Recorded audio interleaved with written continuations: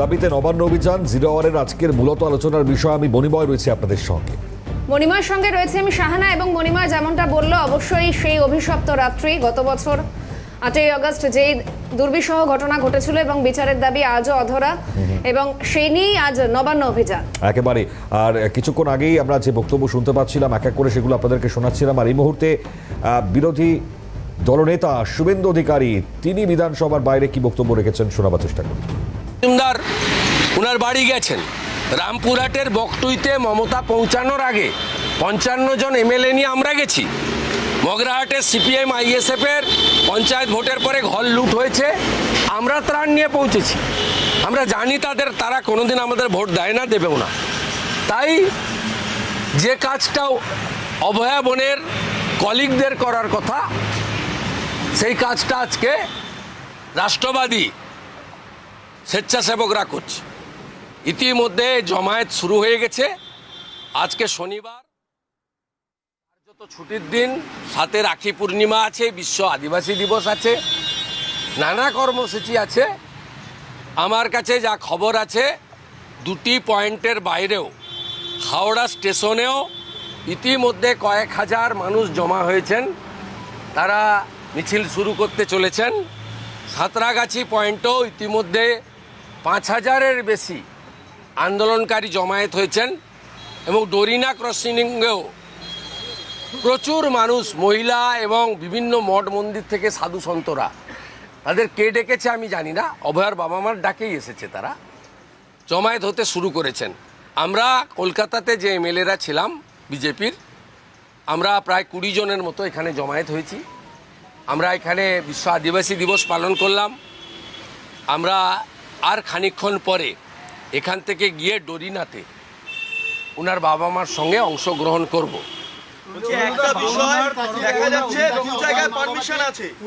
Police আটকে দেয়, তারা গাড়ি করে আসছিলেন কলকাতার দিকে, সেখানে গাড়ি আসছে, গাড়ির ছবি তোলা হয় এবং তাদেরকে জিজ্ঞাসাবাদ করা হয়, কিন্তু পুলিশের কাছে যখন আমরা প্রশ্ন করি তখন পুলিশ কোনো উত্তর দিতে পারেন না। অত্যন্ত নিম্নমানের, নিম্ন রুচির সংকীর্ণতার পরিচয়। হাইকোর্ট বারে বারে বলেছে শান্তিপূর্ণ আন্দোলনের অধিকার সবার আছে, সরকারি সম্পত্তিতে যেন কেউ হাত না দেয়। আমি আবারও বলি, পুলিশ যদি প্রভোকেশন না করে, রানীর আসমনিতে ওই রকম ব্যারিকেড করার কোনো দরকার আছে? ব্যারিকেডটা তো আপনারা ফোর্ট উইলিয়ামের কাছে দিয়েছেন, যেখানে আপনার নবান্ন যাওয়ার রাস্তা শুরু হচ্ছে, ওইখানে আটকে যাবে। এবং আমি সকলকে অনুরোধ করব, যারা আসছেন, কোনো সাধারণ পুলিশ কর্মীর সঙ্গে কোনো রকম বিতর্কে, বিশৃঙ্খলায় জড়াবেন না। এরা আমাদের বন্ধু, এরা সবাই পরিবর্তন চায়। আমরা হাঁটবো শান্তিপূর্ণভাবে। পুলিশ এবং মমতা পুলিশ উস্কানি দিচ্ছে, ফলাফল তাদের হাতে। আর বাবা মার সঙ্গে এই কাজটা করা অত্যন্ত অন্যায় হচ্ছে। মমতা ব্যানার্জি একটা প্রতিহিংসা পরায়ণ। সবাইকে ইয়েস ম্যাডাম বলতে হবে, যে না বলবে তিনি যেই হোক। ওনার কার্টুন আঁকার জন্য অম্বিকেশ মহাপাত্রকে জেল খাটতে হয়েছে। একাধিক news channel, portal, electronic channel, তারা আপনারা ভুগছেন, যে কোনো কথা বললেই ভুগছেন। আর পুরস্কৃত কারা হচ্ছে? অভয়াকে তাড়াতাড়ি পুড়িয়ে দেওয়া পানিহাটির সোমনাথ কাউন্সিলর থেকে চেয়ারম্যান হচ্ছেন। অনুব্রত মণ্ডল, তিনি যেহেতু পুলিশের আইসি এবং আইসির স্ত্রী এবং মা তুলে কথা বলেছিলেন, তার সিকিউরিটি বেড়েছে। তিনি জেলার কনভেনার, মানে জেলার মুখ্য ব্যক্তি হয়েছেন, প্রাইজ পোস্টিং পেয়েছেন।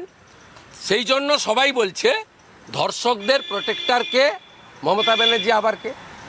ধর্ষকদের বড় দামি ছাত্তাকে, আশ্রয়দাতাকে মমতা ছাড়া আবার কে? একটা অভিযোগ করা হচ্ছে যে পানিহাটি এলাকায় তাদের পুরো একঘরে করে রাখা হয়েছে, যারা দোকানদারদের সঙ্গে কথা বলতে দেওয়া হয় না। এটা গোটাটাই তৃণমূল করছে, এমনটা অভিযোগ তার বাবা মা করছে, একঘরে করে রাখা হয়েছে। অত্যন্ত মর্মান্তিক, অত্যন্ত মর্মান্তিক,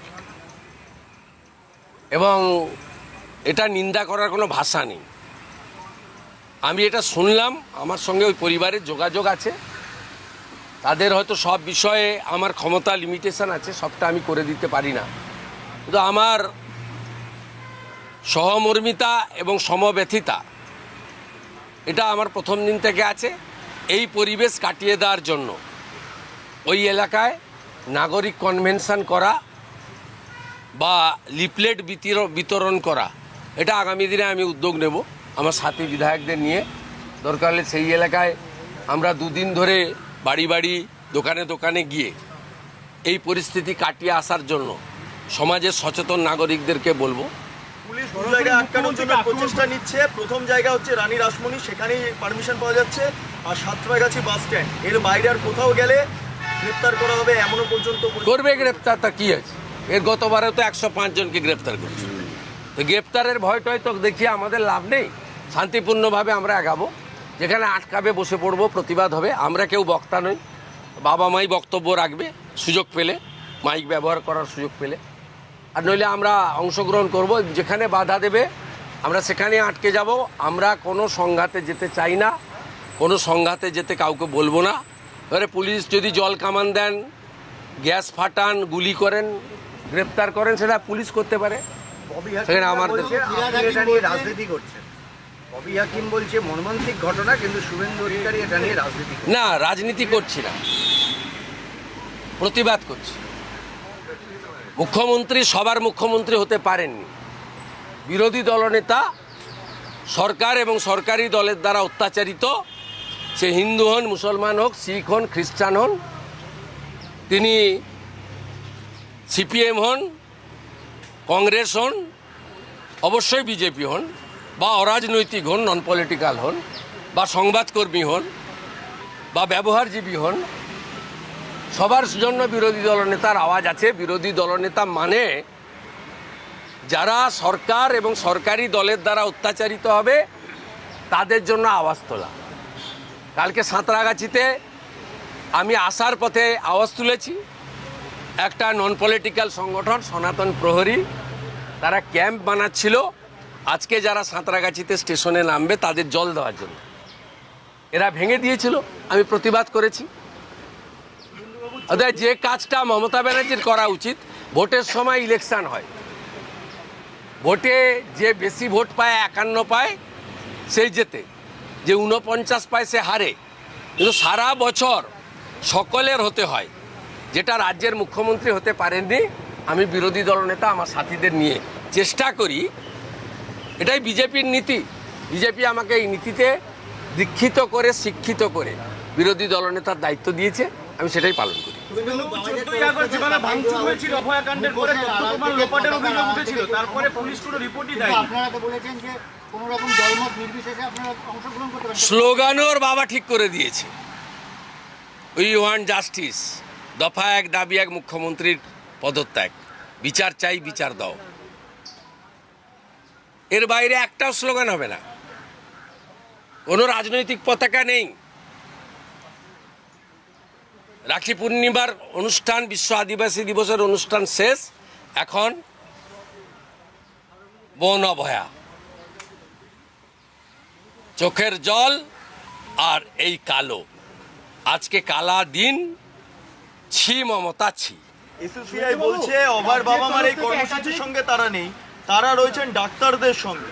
এই এসইউসিআই এর ভূমিকা নিয়ে আপনি প্রশ্ন তুললেন, অদ্ভুত একটা লাগছে না বিষয়টা? ডাক্তারদের একাংশ, জুনিয়র ডাক্তারদের একাংশ, এবং এরা পরিচিত এসইউসিআই কর্মী, এবং এরা সেদিন যখন লাঠি খায় বিকাশ ভবনে, আমি যখন গেছিলাম, আমাকে বসিয়ে রেখে নাম না করে অনেক কথা বলছিল। আমি তাদেরকে শুধু স্মরণ করাতে পারি, আমি যেমন সিপিএমকে তাড়ানোর পরিবর্তনে মমতা ব্যানার্জির সাথে ছিলাম, এসইউসি কিন্তু 11 সালে মমতা ব্যানার্জির সঙ্গে জোট করেছিল, সেই জোটে কংগ্রেসও ছিল। জয়নগর এবং কুলতলিতে এসইউসি তৃণমূলের সমর্থনে লড়েছিল। আমি তৃণমূলের একজন হিসেবে, সাংসদ হিসেবে, আমি জয়নগর কুলতলিতে গিয়ে এসইউসির হয়ে প্রচার করেছিলাম। শুভেন্দু অধিকারী যদি মমতার মন্ত্রিসভায় বা তার সাথে থাকার জন্য অপরাধী হয়ে থাকে, তাহলে এসইউসিও সমানভাবে অপরাধী। এই হালদার, অনিকেত মাহাতো, এরাও সমান অপরাধী। এদের দল মমতাকে আনার সঙ্গে সঙ্গে বলছে অভয়ের বাবা মা, সিবিআই বলছেন যে সিবিআই এখনো পর্যন্ত যে সিসিটিভি বসানো হবে।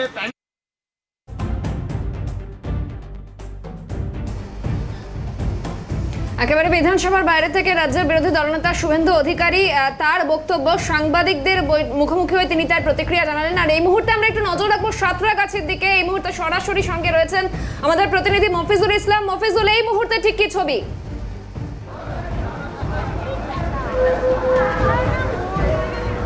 দেখো, সাঁতরাগাছি স্টেশনে ইতিমধ্যেই যারা নবান্ন অভিযানে যোগ দিতে এসছেন তারা কিন্তু জমায়েত শুরু করে দিয়েছে কিছুক্ষণ আগে থেকে।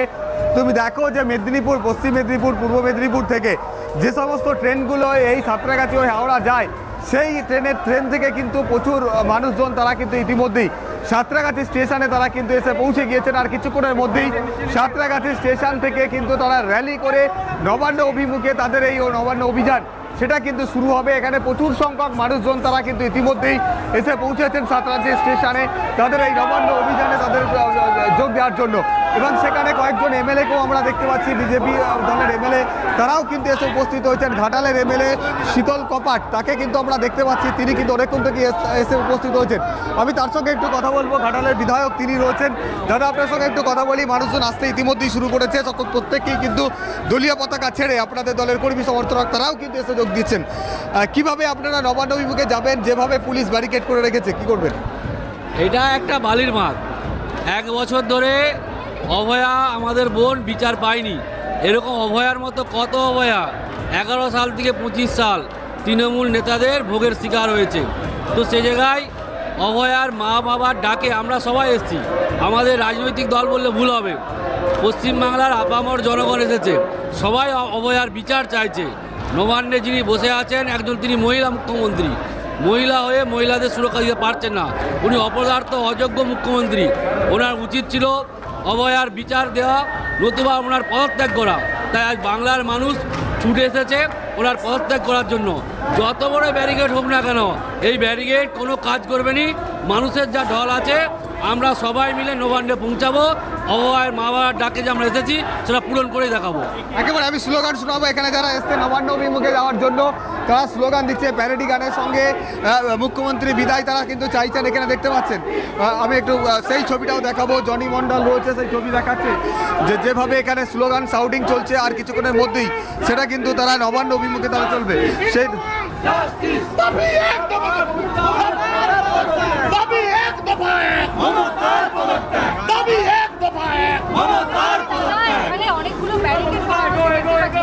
ইতিমধ্যে মিছিল এগিয়ে নিয়ে যাওয়ার যে প্রস্তুতি সেটা কিন্তু তারা শুরু করেছেন। এখানে যা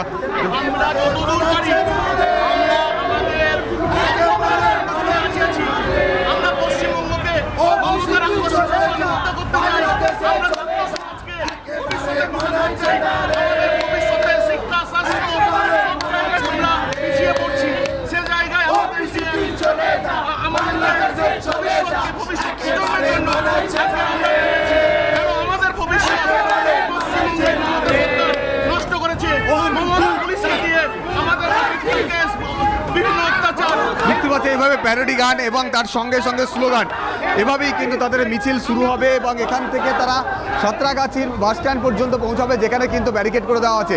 সেই ব্যারিকেড তাদের কাছে কোনো বাধা হবে না, এমনটাই তারা কিন্তু বলছেন। এখানে মানুষজন প্রত্যেকেই রয়েছেন। আমি অনেকের সঙ্গে যারা সাধারণ মানুষ তারা এসছেন। দাদা, নবান্ন অভিযানের জন্য এসছেন, কোথা থেকে আসছেন? আমরা এগরা থেকে আসছি। এগরা থেকে? হ্যাঁ।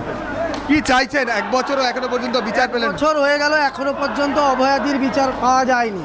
আমরা সেই জন্য এসছি নবান্ন অভিযান করতে, মমতা ব্যানার্জির কাছ থেকে বিচার চাইতে আমরা এসছি। বিচার চাই।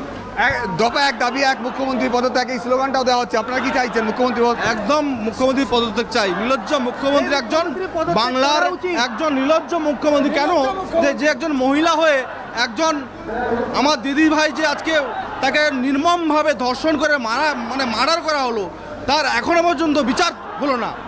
মহিলারা যারা রয়েছেন তাদের সঙ্গে একটু কথা বলি। এখানে প্রচুর মহিলারাও রয়েছেন আজকের এই মিছিলে, তাদের সঙ্গে একটু কথা বলবো। দিদিভাই, একটু কথা বলি। কি বলি, 1 বছর হয়ে গেল, এখনো পর্যন্ত বিচার এলো না। কি আজকে আপনারা নবান্ন অভিমুখে যাচ্ছেন, কি চাইবেন এবং দাবিটা কি রাখছেন? আমরা প্রথম কথা চাই মমতার পদত্যাগ। কারণ উনি একজন নারী হয়ে যে জিনিসগুলো করছে তা ঠিক করছে না। উনি একজন নারী হয়ে ধর্ষণকে বলছে সাধারণ ঘটনা, ছোট্ট ঘটনা। উনাকে আর কি এতে রাখা উচিত নয়। উনাকে অবিলম্বে পদত্যাগ করা উচিত। আমাদের এইটাই হচ্ছে জাস্টিস। আর আমাদের অভয়ের যে কি বলে বিচার, অভয় পদত্যাগও চাইছেন। আমি অনেক দিনের সাথে কথা বলবি, আপনাকেও দেখছিলাম, আপনিও এসছেন, নবান্ন অভিযানে এসছেন, কি চাইছেন? 1 বছর হয়ে গেল, এখনো পর্যন্ত কাদম্বিনীর বিচার পাওয়া গেল না, কি দাবি রাখছেন? মহিলা মুখ্যমন্ত্রী হয়ে মহিলাদের যেখানে নির্যাতিত হতে হয় তাদের রাস্তায় ধুলোয় মিশিয়ে দিতে হয়, এবং একজন নারী ধর্ষণকারী সরকার, এই সরকারের আমরা পদত্যাগ চাইছি, আর কিচ্ছু চাইছি না। স্লোগানে পদত্যাগ কেন দেখতে পাচ্ছি, হাতে ব্যানার, সেখানে লেখা আছে দফা 1 দাবি 1 মুখ্যমন্ত্রী পদত্যাগ, এরকমই কিছু দাবি রাখা হয়েছে। এবং প্রতীকী যে কাদম্বিনীর যে ছবি আমরা গত বছর থেকে বিভিন্ন জায়গায় এই ছবি কিন্তু দেখেছিলাম, সেই প্রতীকী ছবিকে নিয়ে বহু মানুষ তাকে স্মরণ করে। আজকে 1 বছর হতে চললো, আজকে কিন্তু নবান্ন অভিযানে যোগ দিতে 2 মেদিনীপুর থেকে প্রচুর মানুষজন তারা কিন্তু ইতিমধ্যেই সাঁতরাগাছি স্টেশনে এসে পৌঁছেছে। আর কিছুক্ষণের মধ্যে স্টেশন থেকে র্যালি করে তারা কিন্তু এগিয়ে যাবে নবান্নর দিকে, নবান্নর দিকে এগোবে, এবং সাঁতরাগাছি বাস স্ট্যান্ডে যে পুলিশ ব্যারিকেড করে রয়েছে সেখানেই তাদেরকে আটকানো হবে, এবং আটকানো হলে তারা কিভাবে এগোবেন আমি আরও কয়েকজনের সঙ্গে একটু কথা বলার চেষ্টা করি। কিভাবে পুলিশ তো আটকানোর জন্য প্রস্তুত রয়েছে, ব্যারিকেড রয়েছে, কিভাবে যাবে? শুনুন, পুলিশ আমাদের বারবার আটকানোর চেষ্টা করলেও আমরা আমাদের যে হাজার হাজার যুব সমাজ আজকে রাস্তায় নেমেছে, সমস্ত ছাত্র সমাজ পুলিশের হুঙ্কারকে আমরা মানছি না। আমরা নবান্ন পর্যন্ত পৌঁছাবো। আমাদের লড়াই আগামী দিনে এই সরকারকে উৎখাত করার লড়াই, পুলিশ পারবে না আমাদেরকে বাধা দিতে। ফিরে এলাম বিরতির পর। মণিময়, আমরা সাঁতরাগাছি স্টেশনের দিকে নজর রেখেছিলাম এবং সেখানে দেখলাম আজ রাখি বন্ধন উৎসব। অনেক ভাইয়েরা হাতে রাখি পরে তাদের বোনের ন্যায় বিচারের দাবিতে এসেছেন, এই লড়াইয়ে সামিল হয়েছেন। কিন্তু প্রশ্ন একটাই মণিময়, 1 বছর আগে যেই প্রতিবাদ সম্পূর্ণ অরাজনৈতিক ছিল, কেউ বলছেন সেখানে কিন্তু একটু হলেও রাজনৈতিক রং লেগেছে। কেন বলছেন এই প্রশ্ন? সত্যি মানে এখনো পর্যন্ত তুমি যদি চেয়ে দেখো ভালো করে, আমরা কিছুক্ষণ আগে ছবিটা দেখালাম, মুখ্যমন্ত্রীর পদত্যাগ চেয়ে স্লোগান, দফা 1 দাবি 1 মুখ্যমন্ত্রীর পদত্যাগ। ন্যায় বিচারের দাবি হলে মুখ্যমন্ত্রীর পদত্যাগের দাবি কেন? এটা বড় প্রশ্ন। মুখ্যমন্ত্রী পদত্যাগ করলেই কি বিচার মিলবে? সম্পূর্ণ রাজনৈতিক বিশৃঙ্খলা সৃষ্টির চেষ্টা, নিজেদের রাজনৈতিক উদ্দেশ্য সিদ্ধি করার জন্য সাধারণ মানুষকে অসুবিধায় ফেলা, এটা রাজনৈতিক মতলব এবং অভিসন্ধি ছাড়া কিছুই নয়। কে বলছেন? তৃণমূল নেতা জয়প্রকাশ মজুমদার। বড় প্রশ্ন এই জায়গাতে, জয়প্রকাশ বাবু যে প্রশ্ন তুলেছেন এটাও ফেলে দেওয়া যায় না। কি বলছেন তার সঙ্গে কথা বলেছিলাম আমরা, শুনুন। সেই শূন্য হাওয়া করে সেই দিকেই রওনা হয়েছে, যাতে এই পশ্চিমবঙ্গে শূন্যতায় চলে যায়। আর যে মৃত্যুকে নিয়ে, দুঃখজনক মৃত্যুকে নিয়ে এই সমস্ত নাটক হচ্ছে, সেইটাতে এই ফ্যামিলির লোকজন, রিতার ফ্যামিলি, বাবা মা, তারা দৌড়েছিল হাইকোর্টে, গিয়ে বলেছিল আমাদের সিবিআই দরকার। সিবিআই হলো, সিবিআই তদন্ত করলো, রাজ্য পুলিশ যা তদন্ত করেছিল তাই রিপোর্ট দিল। তারপর দোষীর যিনি, যাকে অভিযুক্ত, তাকে কোর্টে নিয়ে গেল, কোর্টে শুনানি হলো, সেই শুনানিতেও তারা অংশগ্রহণ করলেন। এই সিপিএম এর কিছু লোকজন, বিজেপির লোকজন এবং মিতার পরিবারের লোকজন, তাদের উকিল করে সেখানে শাস্তি বিধান হলো। কিন্তু শাস্তি বিধান হয়ে যাওয়ার বললো আমরা এটা মানি না, উই ওয়ান্ট জাস্টিস। ভারতীয় পদ্ধতিতে, আইন ব্যবস্থায় এর থেকে বেশি জাস্টিস তো কারোর জানা নেই। এটা রাজনৈতিক মতলব এবং রাজনৈতিক অভিসন্ধি ছাড়া আর কিছুই নয়। জয়প্রকাশ মজুমদারের প্রতিক্রিয়া তো শুনলেন। অর্জুন সিং তিনি কি বলছেন? কাদম্বিনীর মৃত্যুর বিচারের দাবিতে এর আগেও নবান্ন অভিযান হয়েছে, মুখ্যমন্ত্রী ভয় পাওয়াতেই জলকামান, ব্যারিকেড, পুলিশ গুন্ডা দিয়ে শাসনতন্ত্র চালাচ্ছেন, একেবারে বিস্ফোরক অভিযোগ, যা গণতন্ত্রের পক্ষে সঠিক কাজ নয়, এমনটাই বলছেন অর্জুন সিং।